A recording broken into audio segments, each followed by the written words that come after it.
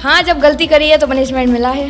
क्या नंबर है? 96 नंबर। ये हरिशंकर सर की वजह से है, इन्होंने हमें गणित इतने अच्छे से पढ़ाई है कि हमें उसमें अधिक रुचि लेने का मन करा।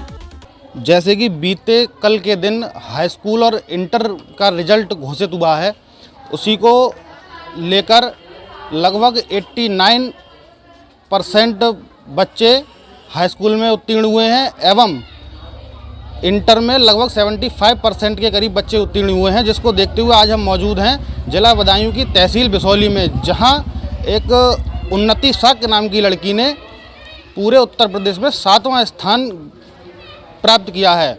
उनसे हम कुछ बातचीत करने की कोशिश करेंगे, जानेंगे उनने इस मुकाम को किस तरह हासिल किया है। आपका उत्तर प्रदेश में 7वां स्थान आया, इसके लिए आपको बहुत बहुत बधाई। धन्यवाद सर। आप उत्तर प्रदेश में आपका 7वां स्थान आया है, तो आप कैसा महसूस कर रही हैं? मैं बहुत अच्छा महसूस कर रही हूँ। इसका श्रेय आप किसको देना चाहेंगी? इसका श्रेय मैं अपने सभी अध्यापकों का और मेरे माता पिता को देना चाहूँगी, जिन्होंने मेरे लिए इतनी मेहनत की। तो आप जैसे होनहार छात्र हैं, तो क्या क्लास में आपको पनिशमेंट मिलता था कभी? हाँ, जब गलती करी है तो पनिशमेंट मिला है। आपका सबसे पसंदीदा सब्जेक्ट कौन सा है? मैथ सब्जेक्ट मेरा सबसे ज़्यादा पसंदीदा है। जो आपको मैथ सब्जेक्ट पढ़ाते हैं, उनके लिए आप कुछ कहना चाहेंगी? हाँ, यही कहना चाहूँगी कि सर बहुत अच्छा पढ़ाते हैं और ऐसे ही पढ़ाते रहें, ताकि बच्चों का भविष्य आगे ऐसे ही बनता रहे। कॉलेज से लगभग 5-6 घंटे कॉलेज में पढ़ाई होती होगी, उससे अलग आप कितने घंटे अध्ययन करती थी? लगभग 6 से 8 घंटे तक मैं अध्ययन करती थी। पार्टिकुलरली मैंने नोट नहीं किया कितना पढ़ते हैं। भविष्य में आप क्या बनना चाहेंगी आगे? आगे मैं यूपीएससी की तैयारी करके सिविल सर्विस में। हमारे साथ थी उन्नति साक्य, जिन्होंने पूरे उत्तर प्रदेश में 7वां स्थान प्राप्त किया था। अब हमारे साथ हैं जिन्होंने जिला बदायूं में 7वां स्थान प्राप्त किया है। तो आपको पूरे बदायूं जिले में 7वां स्थान प्राप्त करने पर बहुत बहुत बधाई। धन्यवाद। इसका श्रेय आप किसको देना चाहेंगी? इसका श्रेय मैं अपने सभी अध्यापकों और मेरे परिवारजनों को देना चाहूँगी। आपका पसंदीदा सब्जेक्ट कौन सा है? गणित। सबका गणित ही सब्जेक्ट है, मतलब जो जिनने उत्तर प्रदेश में 7वां स्थान प्राप्त किया उनका भी मैथ, आपका भी मैथ? ऐसा तो हमारे हरिशंकर सर की वजह से है, इन्होंने हमें गणित इतने अच्छे से पढ़ाई है कि हमें उसमें अधिक रुचि लेने का मन करा। अब हमारे साथ मौजूद हैं बिसौली के मदन लाल इंटर कॉलेज के टॉपर, तो आपको बहुत बहुत बधाई। Thank you sir. आपने मदन लाल टॉप किया है, आप कैसा महसूस कर रहे हैं? बहुत अच्छा सर, और मेरा टॉप करने के लिए मेरे गुरुजन और मेरे माता पिता का ज़्यादा श्रेय रहता है। आपका सबसे पसंदीदा सब्जेक्ट कौन सा है? मेरा सर पसंदीदा सब्जेक्ट मैथ और केमिस्ट्री दोनों ही रहे हैं। सबसे ज़्यादा अंक कौन से सब्जेक्ट में प्राप्त किए? केमिस्ट्री में सर। कितने नंबर हैं? 96 नंबर। न्यूज़ 9 नेटवर्क में आपका स्वागत है। धन्यवाद। आपकी जो छात्रा हैं उन्होंने प्रदेश भर में टॉप 10 की लिस्ट में नाम अंकित कराया, तो आप कैसा महसूस कर रहे हैं? बहुत अच्छा लग रहा है, और ऐसे ही छात्र टॉप करते रहें, जिससे कि बच्चों के साथ साथ में हमारा भी नाम होता रहे और उनके माता पिता को भी खुशी मिलती रहे। क्योंकि जब बच्चा जो है टॉप करता है तो उसके माता पिता को बच्चे से ज़्यादा खुशी होती है, और उससे भी ज़्यादा खुशी उसको पढ़ाने वाले को होती है।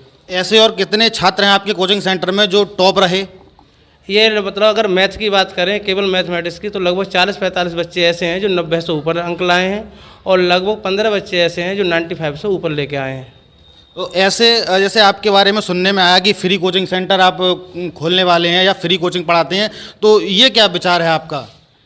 मैं तो ये कहना चाहूँगा कि जिस तरीके से सभी कोचिंग जो पढ़ाते हैं, वो ज़रूरी नहीं है कि सभी को फॉलो करें। मेरा तो ये मानना है कि आज भी मतलब जो है बच्चा धनवान कितना भी हो, लेकिन जो है मकान कितने भी अच्छे बने हुए हैं, लेकिन उसके आंतरिक रूप से देखा जाए तो व्यक्ति जहाँ तक है आर्थिक रूप से कमज़ोर है, लेकिन व्यक्ति अपने विचार व्यक्त नहीं कर पाता है।